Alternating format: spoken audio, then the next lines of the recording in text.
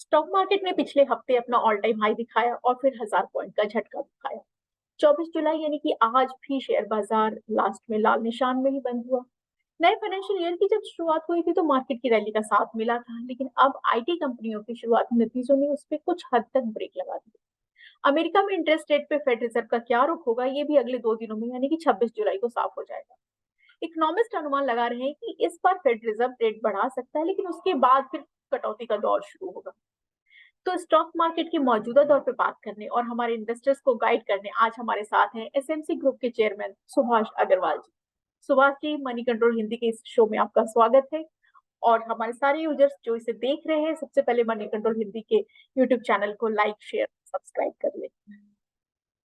सबसे पहले हम ये शुरू करते हैं सर कि जो अभी मार्केट है, जैसे पिछला हफ्ता जिस तरीके से रहा बहुत हाई रहा, लेकिन शुक्रवार को 1000 पॉइंट गिरा, वो एक बड़ा झटका था। और अब आज जैसे मार्केट में सुबह इतनी तेजी नहीं थी तो इतनी गिरावट भी नहीं थी, लेकिन शाम को वो गिरावट बढ़ी रही। तो फिर आप इसको छोटे इन्वेस्टर के लिए क्या देखते हैं? एक तरफ वो सेंसेक्स के बहुत ऊपर जाने की बात कर रहे हैं, फिर दूसरी तरफ इस तरीके से अगर मार्केट गिर रहा है तो उसमें उनके लिए क्या है? उन्हें बचना चाहिए कि इन्वेस्ट करना चाहिए? हाँ, Pratima ji, first of all good evening to every all your viewers.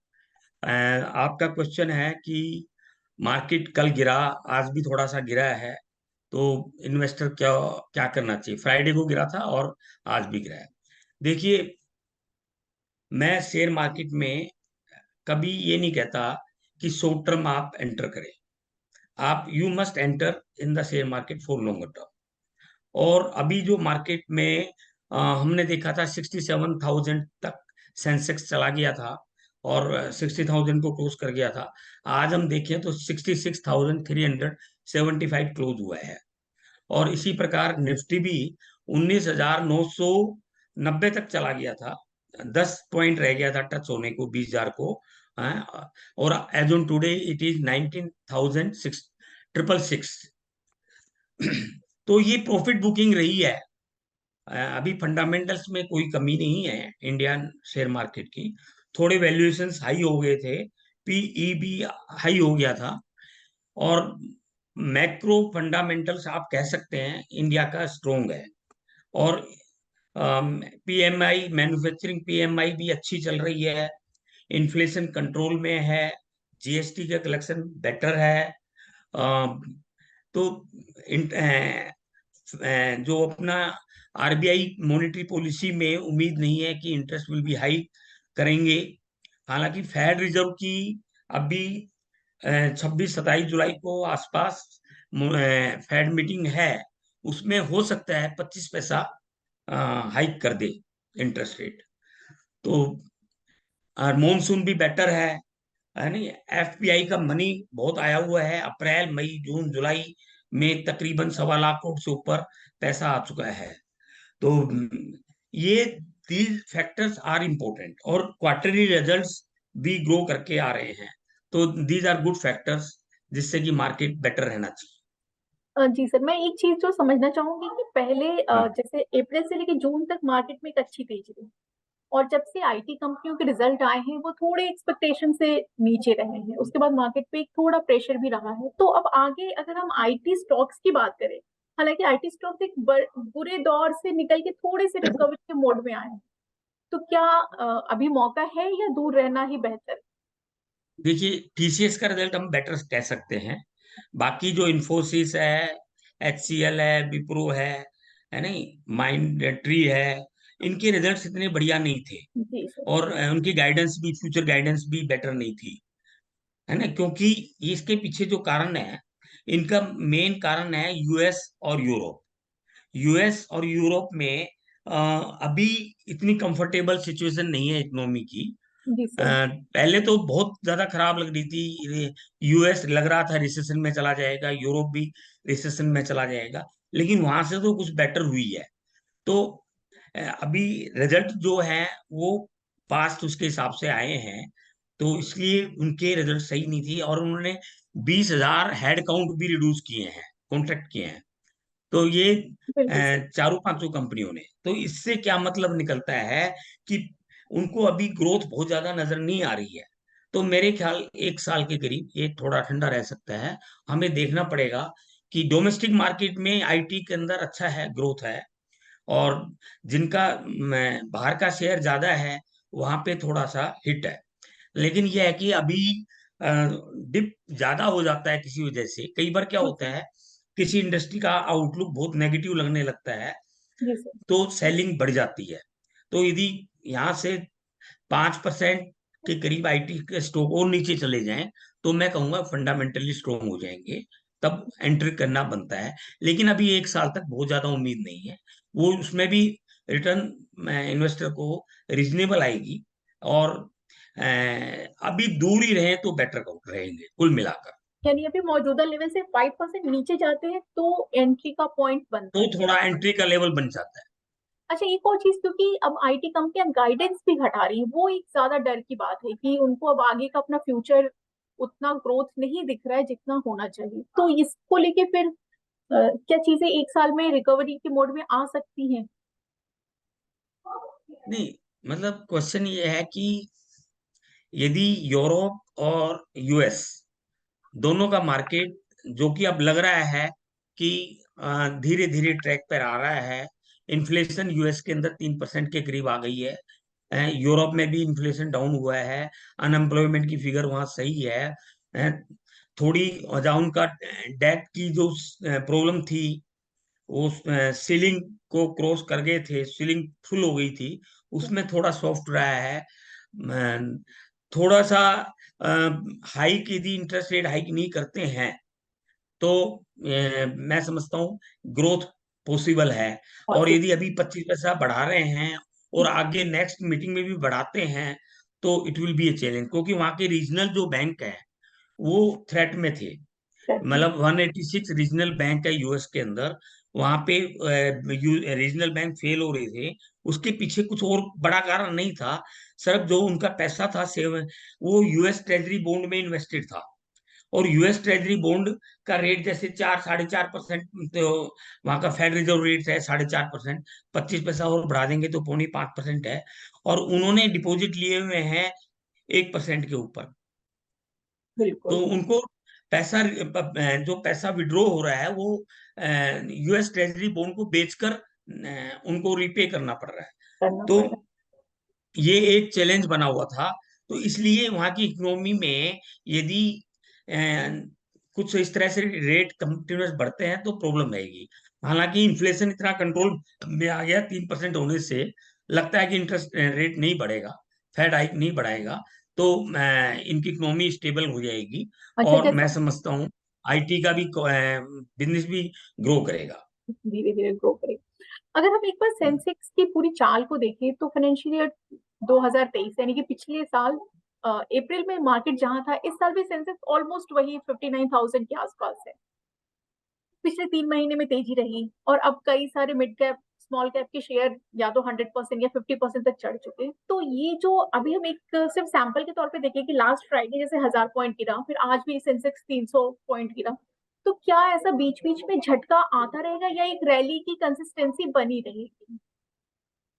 नहीं, हमने देखा अप्रैल, मई और जून और जुलाई में एफ पी आई का, मैंने बताया 1,15,000 करोड़ का करीब पैसा आया है।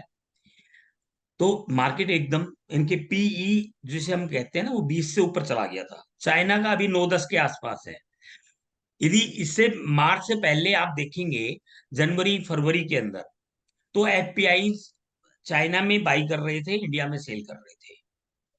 अब अप्रैल मई जून जुलाई में चाइना में सेल किया है और इंडिया में बाई कर रहे हैं। अब चाइना का मार्केट बहुत अट्रैक्टिव हो गया है, वहां पी सिर्फ 9 रह गया है, 9-10। अच्छा। और यहाँ का पी 20-21 चला गया है। तो यहाँ का कम अट्रैक्ट हो गया। लेकिन यह है कि उस लिए थोड़ी सेलिंग, प्रॉफिट बुकिंग सेलिंग आई है, और ये थोड़ा करेक्शन जरूरी भी है। और मेरे ख्याल 1,000 पॉइंट सेंसेक्स का और नीचे भी आ सकता है। लेकिन इंडिया में और अदर फैक्टर भी है जो कि स्ट्रोंग है ना। यहाँ पे मॉनसून भी बेटर हो गया है, और अपना अ, मतलब ब्रॉड बेस्ड इकोनॉमी है। और ये इंडेक्स जो बढ़ रहा है, मिड कैप और स्मॉल कैप ज्यादा तेजी से बढ़े ज्यादा हैं। तेजी से बढ़ रहे हैं। हाँ, तो इसलिए अभी थोड़ा सा करेक्शन रहेगा। न बहुत ज्यादा तेजी की उम्मीद है, न बहुत ज्यादा मंदी की उम्मीद है। डिप पर मैं कहूंगा कि यहाँ से 5-10% नीचे चला जाता है मार्केट, तो it is very attractive stage two by. और ऊपर चला जाता है तो थोड़ा बेचना बनता है। तो रेंज बाउंड रहेगा अभी मार्केट। अच्छा, क्योंकि हम ऑलरेडी चाइना से महंगे हैं तो अभी और ऐसा नहीं कि कंसिस्टेंसी के साथ रैली रहेगी, उस चीज के चांसेस फिलहाल कम है। हाँ जी।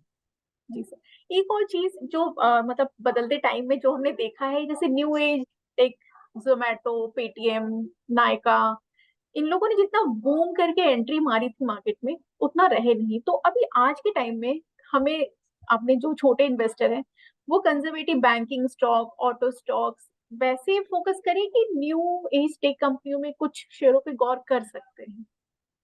देखिए, न्यू एज टेक्नोलॉजी शेयर्स में क्या था कि वहां पे वैल्यूएशन बहुत हाई हो गई थी, और उनको पैसा भी बहुत हाई वैल्यूएशन में मिल गया था। और लेकिन अल्टीमेटली प्रॉफिट मैटर्स। प्रॉफिट आया नहीं, लॉस ही लॉस चल रहा है। यदि किसी, जैसे हमने बायजूस को देखा कि उसने 2-3 साल के रिजल्ट पब्लिश नहीं कर पाए हैं, वहां पे चैलेंजेस थे। तो वहां की, उसकी कंपनी की वैल्यूएशन में 20-22 बिलियन US डॉलर हो गई थी। अब वो 4-5 बिलियन US डॉलर भी नहीं रही है, और वहाँ चैलेंजेस हैं लिक्विडिटी की। तो इसी प्रकार दूसरे, पेटीएम देखा, पेटीएम की भी वैल्यूएशन बहुत हाई थी। बहुत, पॉलिसी बाजार देखा, पॉलिसी बाजार की भी वैल्यूएशन बहुत हाई रही है। तो वहां पे वो करेक्शन इतनी ज्यादा हुई है। तो मतलब ये क्वेश्चन ये है, इन्वेस्टर को समझ नहीं आ रहा है। तो बिल्कुल। जो स्टॉक समझ नहीं आए, जो रिसर्च नहीं कर पा रहे हैं, ऐसे स्टॉक से दूर रहें। क्योंकि अभी इनकी वैल्यूएशन क्या होनी चाहिए, क्या नहीं, ये रोज रिसर्च करके उनके व्यू चेंज होते रहते हैं। सही वैल्यूएशन क्या होनी चाहिए, क्योंकि जब तक अप टू अनटिल प्रॉफिट नहीं आएगा, और कितना लंबे नहीं आएगा, ये एक एस्टिमेट है। बिल्कुल, तो और मैं तो मुझे मैं इन्वेस्टर को कहूंगा कि ऐसे में अभी इनसे दूर रहें, और जब तक पूरी बात समझ नहीं आए, दूर रहें, और ट्रेडिशनल स्टॉक को ज्यादा इन्वेस्ट करें। हाँ, क्योंकि अभी कई कंपनियां ब्रेक इवन तक भी नहीं पहुंची है, मतलब ग्रोथ तो दूर हाँ की जी। बात है, वो अपने उस लेवल भी नहीं पहुंची जहां उनका लॉस प्रॉफिट इक्वल हो। अच्छा, आज एक जो करेक्ट। मार्केट में इंटरेस्टिंग हो रहा है कि आईटीसी अपने होटल बिजनेस को अलग कर रही है। हाँ जी। ये हाँ एक, जी। एक कंपनी जो सिर्फ होटल चलाने के लिए भी मतलब बाकी सारे प्रोडक्ट के अलावा होटल के लिए भी फेमस थी, तो अब उसके शेयर पे इसका प्रेशर नजर आया, मतलब कम से कम आज उसके शेयर थोड़े डाउन में थे। तो इसको क्या आप कैसे देखते हैं, मतलब ये आगे क्या प्रोस्पेक्ट्स रहेगा इसके? देखिए, कुछ टाइम पहले होटल जो है इनके लिए एक बर्डन था, आईटीसी के लिए। क्योंकि होटल की वजह से इनकी ओवरऑल प्रॉफिटेबिलिटी कम हो रही थी। अब होटल अच्छे प्रॉफिट में है, और अब डीमर्ज कर रहे हैं, तो इन्वेस्टर सोच रहा है कि ये नेगेटिव भी है ना, क्योंकि प्रॉफिट जो है वो तो अलग हो टोटलिटी रहा में, हाँ, अलग हो रहा है। लेकिन मैं ये सोचता हूँ अलग कर देना चाहिए। व्हेन थिंग्स आर बेटर, तब डीमर्ज करें, बेटर है। वहाँ की प्रॉफिटेबिलिटी अलग रहे, आईटीसी की अलग रहे, या दूसरे बिजनेस की, तो इट इज ए बेटर। और तो इसमें कोई दिक्कत नहीं है। जब व्हेन थिंग्स आर बेटर, तभी आप अलग कर सकते हो। जब वो लॉस कर रहे हो, तो होटल इंडस्ट्री, तब उसको आप अलग नहीं कर है, सकते। करने का फायदा नहीं। मतलब हो सकता है कि इन्वेस्टर के लिए वो एक नई अपॉर्चुनिटी की तरह आए, कोई नया शेयर लिस्ट हो, हाँ जी, उसके अलग प्राइस लिस्ट हो। सर आप अभी, बिल्कुल। मतलब हमने अभी जो भी बातचीत की वो एक, अभी ये चल रहा है लगातार कि सेंसेक्स 1 लाख पहुंच सकता है, मतलब ये हम लोग बीच बीच में ये सुनते भी रहते, देखते भी रहते, तो आपको लगता है क्या कि कमिंग मंथ, इस साल के अंत तक या फिर इस फाइनेंशियल ईयर के अंत तक ऐसे कोई चांसेस है कि सच में सेंसेक्स नहीं, एक? अच्छा। नहीं जी, नहीं। देखिए, ऐसा है कि हर एक की कैलकुलेशन है। मैं नहीं समझता 3 या 4 साल से पहले 1 लाख टच करेगा। 3 या 4 इट विल साल टेक 3-4। हाँ जी। ये बहुत अच्छी बात है सर कि पहली बार आपने बोला कि 3-4 साल लगेंगे उसको 1 लाख हाँ, कंप्लीट होने में। Okay. Okay, thank you sir. मैं इस पूरी वीडियो का ना इंट्रो में अलग से शूट करके डाल दूंगी, तो वो एक कंपाइल हो जाएगा, क्योंकि आज थोड़ा हमारा टाइम इधर उधर हो गया था, इसकी वजह से आपको भी कोई थोड़ी बात दिक्कत नहीं। हुई। हाँ और जी, हाँ जी। आपका बहुत थैंक बहुत यू जी। धन्यवाद जो आप हमारे साथ जुड़े, और हाँ हम जी। बीच बीच में थोड़ा मार्केट को लेके बात करते रहेंगे, मतलब जब भी आपको ठीक है टाइम जी, नो मिले। Problem. You are always welcome. Thank you sir, thank you. Okay जी, थैंक यू जी, थैंक यू।